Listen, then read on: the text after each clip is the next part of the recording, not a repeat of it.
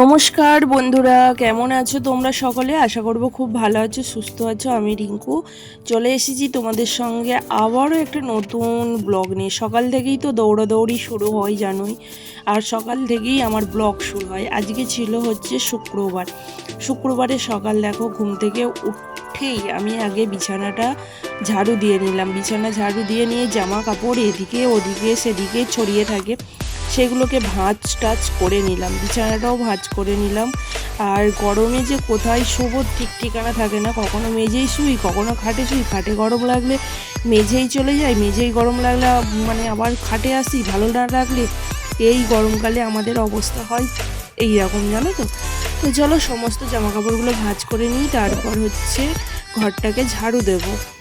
আর আজকে আমার একটা স্পেশাল দিন বলতে পারো, অনেক কিছু রান্না বান্না করতে হবে, তাই সকাল থেকেই দৌড়োদৌড়ি বলছি তোমাদের সঙ্গে। তো তোমরা থাকো সঙ্গে, দেখো পুরো ব্লগটা। আশা করছি তোমাদের খুব খুব ভালো লাগবে। ভালো লাগলে অবশ্যই চ্যানেলটিকে সাবস্ক্রাইব করে দিও, লাইক করে দিও, শেয়ার করে দিও বন্ধুরা। ঝাড় দিচ্ছি তো দেখো, বারান্দাটাও ঝাড় দিয়ে নিলাম। তারপরে হচ্ছে উপরে চলে গেলাম, উপরে গিয়ে সিঁড়িটাও একটু ঝাড় দিচ্ছি। সিঁড়িটা একটুখানি ঝাড় দিয়ে ফটাস করে উপরে যাব। আগের দিন বিকেলবেলা এই যে এখানে এসেছিলাম, পাট শাক বেচেছি, হাফ বেচেছি। আর বর ডাকছে, এসো নিচে এসো, নিচে এসো, খরিদ্দার এসেছে দোকানে। নিচেই চলে গিয়েছিলাম, হাফ বেচে হাফ আর দুটো কটা আছে, তো ভাবলাম যে পাট শাক কটা বেচেই নি। আর জানো তো, এই পাট শাকগুলোই আমার প্রথম, মানে আমাদের জমির প্রথম পাট শাক। কিন্তু আজকে তো আমি পাট শাক রান্না করব না, কিন্তু বেছে রেখে দিই, কালকে করব, মানে পরের দিন করব। আর আজকে তো পাট শাক রান্না করা যাবে না। আর পাট শাক ভাজা দেয় কি না আমি তো জানি না, শাক করলে তো খুবই ভালো হয়, কিন্তু পাট শাক দেয় কি না জানি না। তো যাই হোক, আজকে এত কাজ, আবার সকালবেলা এখন বসে বসে আমি পাট শাক বাছছি। না বাজলেও নয়, খেতেও তো ইচ্ছা করে। পাট শাক খেতে কিন্তু ভীষণ ভালোবাসি। তোমরা কারা কারা ভালোবাসো কিন্তু অবশ্যই কমেন্টস করে জানিও বন্ধুরা। এই যে জলের নেতা বালতি নিচ্ছি, এখন জলের নেতা বালতি, তারপরে ঝাঁট দিতে দিতে সিঁড়িটা ঝাঁট দিতে দিতে নিচে যাব। তখন সিঁড়িটা পুরোটা ঝাঁট দিইনি, মানে ওপরটা একটুখানি 2-3টে সিঁড়ি ঝাঁট দিয়েছি, দিয়ে তারপরে উপরে চলে গেছি। এই যে চলো এখন সিঁড়ি ঝাঁট দেবো, জলের বালতি নামাবো। এইভাবে না করলে জানো তো আবার আমাকে সিঁড়ি দিয়ে উঠে আসতে হবে। দিনে তো এমনিতেই তো কতবার সিঁড়ি দিয়ে ওঠা নামা করতে হয়, তার উপরে আবার এই জলের বালতি নামাও, আবার আসো, আবার সিঁড়ি ঝাড় দাও। এই করতে করতে আমার পাগল পাগল অবস্থা। একে তো গরমে হাত ফেলের অবস্থা, আর উপরে হচ্ছে এই অবস্থা। তো চলো ঘর মুছে নিই, আর একটু লবণ দিয়ে নিই জলের মধ্যে।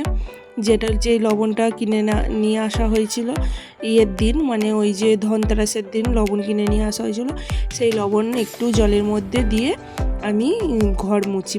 তোমরা তো জানোই আমি গড়াগড়ি দিতে দিতে ঘর মুছি, তাই তোমাদের সঙ্গে না ঘর মোছাটা আমি শেয়ার করতে পারি না। এই যে দেখতে পাচ্ছ, এইভাবে আমি ঘর মুছে, লাঠি দিয়ে মুছলে ঘরের মধ্যে এত চুল থাকে না, ওই লাঠির নেতাই ঠিকঠাক আসে না। আর মনে হয় যে হাত দিয়ে মুছলে কি শান্তি যে পায়। সমস্ত ঘর মুছতে এত চুল আসে এই নেতার মধ্যে উঠে, কি বলবো। তারপরে চা খেয়ে নিয়েছিলাম, চা খেয়ে এই যে ওপরে চলে এসেছি ভাত চাপাতে। আর মুখটা আমার এইরকম কেন জানো, গ্যাস শেষের মুখে, অথচ গ্যাস বুক করেছি, গ্যাস আসেনি। তাহলে চিন্তা হবে না বলো, যেহেতু সমস্ত কিছু গ্যাসের মধ্যেই আমাকে রান্নাবান্না করতে হয়।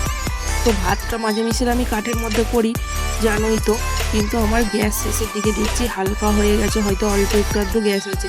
কিন্তু আমি আজকে যে এত কিছু রান্নাবান্না করব, রান্নাবান্না করতে করতে যদি গ্যাস শেষ হয়ে যায় তখন আমি কি করব, সেই ভেবে একটা মানে আমার কান্না পাচ্ছে বন্ধুরা। ভিতরে ভিতরে খুব কষ্ট হচ্ছে। আর ভাবছি যে ভাই, আমার কপালটা এতটাই খারাপ, আর এতটাই আমার কপালটা খারাপ যাচ্ছে, এত বড় একটা ফোন আমি হারিয়ে ফেললাম নিজের হাতে। এত মানে কি বলবো, খারাপ সময় যাচ্ছে। লোকে ইনকাম করে ফোন কেনে, আর আমি ফোন হারাচ্ছি। আর আবার দেখো গ্যাস আসেনি, এই নিয়ে আমার চিন্তা হচ্ছে প্রচণ্ড পরিমাণ, কি বলবো বন্ধুরা। তো চলো, আর কাঠের উনুনে ভাত চাপাতে হলে প্রায় 1 ঘন্টা আমার এখানে সময় চলে যায়। কারণ যতক্ষণ না ভাত হচ্ছে ততক্ষণ আমি নিচেই যেতে পারি না। ভাতের ফ্যান ঝরাতে দিয়ে তবে আমি নিচের কাজকর্ম করতে যাবো। হ্যাঁ, তার মধ্যে আমি গা হাত পা ধুয়ে চেঞ্জ করে নিয়েছি, মাথায় জলটা দিইনি গো, স্নান করিনি গো, মানে গা হাত পা ধুয়ে নিলাম ভালো করে। কারণ আমি এখন রান্না করতে গেলে প্রচণ্ড পরিমাণ ঘেমে যাব, আর এই ভিজে মাথা থাকলে আরও আমার শরীর খারাপ হবে। আর এই যে দেখো, দেখতেই পাচ্ছ রান্নাবান্না আমার কমপ্লিট হয়ে গেছে। তো গাইস এখন বাজে আড়াইটে বাজে, আর আমাদের তো বিয়ে লাগাইছে। তো বিয়ে লাগার জন্য আজকে আইব্রো ভাত খাই আসছি। তো চলো কি রান্না করেছি দেখে দিই। এতক্ষণ ধরে মনটা এতটাই খারাপ ছিল, বেসিন দিয়ে জল নামছিল না, মানে বাসন মাজতে পারছি নে, যেন খিচিয়ে আছে, মনে হচ্ছে টাইমে কখন করতে পারবো কিনা, সেই মানে পাগল লাগছিল। আমি একটু ব্লগ করিনি, রান্না করতে করতে আমি একটু ব্লগ করতে পারিনি।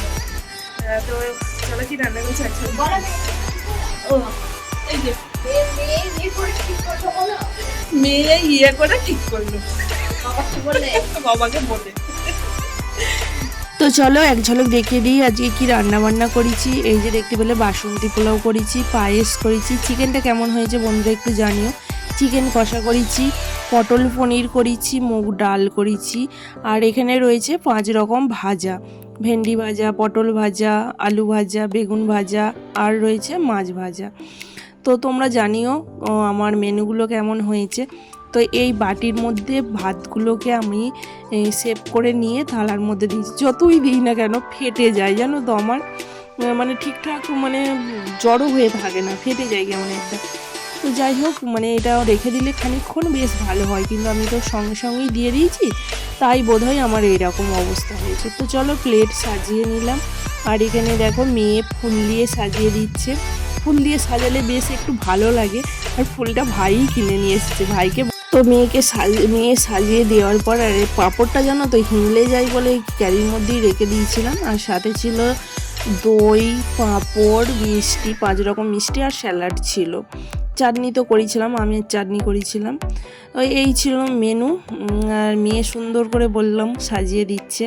তো কেমন হয়েছে বন্ধুরা জানিও মেনুগুলো, অবশ্যই কিন্তু কমেন্টস করে জানিও। আর আজকে তো মানে সেই গরম, আজকে বলে নয় কদিন ধরেই খুবই গরম হয়েছে, যেহেতু বৈশাখ জ্যৈষ্ঠী মাস 2 মাস তো গরমকালই, গরম তো পড়বে। তবে হ্যাঁ, একটু ছিটে ফোটা বৃষ্টি নেই, এতটা পরিমাণ গরম। আর এই গরমের মধ্যে আমি একা হাতে এত কিছু করেছি নিজের হাতে, আর সংসারের এত কাজ করে তারপরে এত কিছু রান্না বান্না করেছি। অবশ্যই কিন্তু তোমাদের কমেন্টস করে জানাতে হবে কেমন হয়েছে, কেমন লাগলো তোমাদের। তো চলো মেয়ে সাজানো হয়ে যাওয়ার পর তারপর ভাইকে খেতে দেবো, একটু ভাইকে পায়েসও খাইয়ে দেবো। আর এখানে মেয়ে সাজাক, এখন সাজিয়ে দিক। এই যে এখনও পর্যন্ত ফুল দিয়ে সাজাচ্ছে। তো আমি বলছি যে বন্ধুরা তোমরা বলো কেমন হয়েছে আমার এই রান্নাবাতিগুলো, অবশ্যই কিন্তু জানিও। আর আমাদের অনেক অপেক্ষার অবসান ঘটেছে, মানে অনেক দিনের ইচ্ছে আমার এই ভাইটার বিয়ে হবে, অনেক সাজুগুজু করব, অনেক কিছু আয় করবো, মানে অনেক দিন ধরে অনেক কিছু প্ল্যান হয়েছিল। তো কবে শুধু বিয়েটা হবে সেই অপেক্ষার অবসান শেষ পর্যন্ত হয়েছে। আবার জানো তো এই পোড়া কপালে কিন্তু কোনো কিছু আশা করতে নেই, জানি না আবার কি হবে, এটাও ভয় লাগে জানো তো। কি হবে ব্যবস্থা, কলেজটার ব্যবস্থা কি করে হবে।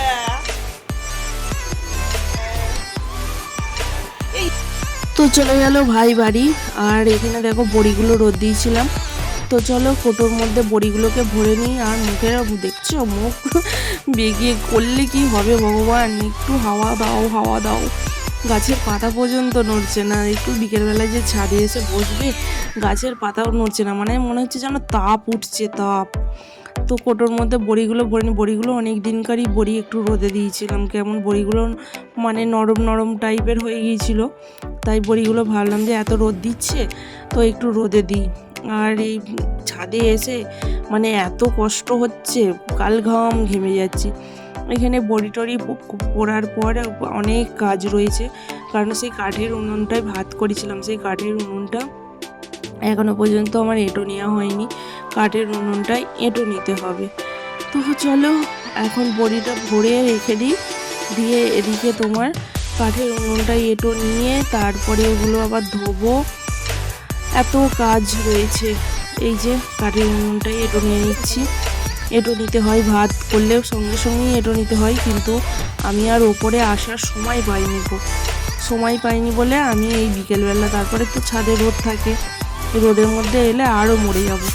তাই বিকেলবেলা এলাম, বিকেলবেলায় এসে এঁটো নিলাম, এখানটায় ঝাঁট দিলাম, এখানটায় জল দিয়ে ধোবো, কারণ এটা ভাত হয়েছে তাই এখানটায় পুরোটাই শেষ মাথা অবধি জল দিয়ে ধুয়ে দেবো। তো প্রথমে একটুখানি ঝাঁট দিয়ে নিলাম, অনেক নোংরা হয়ে আছে, কাঠের কুচো কাঁচা এগুলো পড়ে রয়েছে। আর সারা দিনটা আমার এইভাবেই কাটে গো বন্ধুরা। তো চলো, এ দেখো জল ছিটিয়ে ছিটিয়ে, মানে কি বলতো, ছাদটা পুরোটাই জল দিলে খুব ভালো হয়, কিন্তু ছাদে জল দেওয়া যাবে না, সামনে আমার দোকানে জল পড়বে, তাই মানে ছাদে জল দিতে পারি না। জল দিলে একটু কি বলতো, মনে হয় যেন একটুখানি ঠান্ডা ঠান্ডা হবে ঘরগুলো, বেশ ভালো হয়। তারপর গাছগুলোই জল দিয়ে নিলাম, গাছগুলো জল দেওয়ার পর দেখলে আমার মুখটা মানে আমার অবস্থাটা, তো গাছ দেখো পুরো ঘেমে একাকার হয়ে গেলাম। একটু হাওয়া নেই যে পানির বসতে ভালো লাগবে, একটু হাওয়া নেই, একটুও না, কি কষ্ট হচ্ছে দেখো। এক দণ্ড এখানে দাঁড়ানো যাবে না, পাখার তলায় গিয়ে সোজা বসতে হবে। মাথার চুল ঘেমে গেছে, ব্লাউজ ঘেমে গেছে, দেখে তো বুঝতেই পারছো। তো আমাদের মতন কারা কারা এরকম গরমকালে বরফ মাখো একটু কমেন্টস করে জানিও।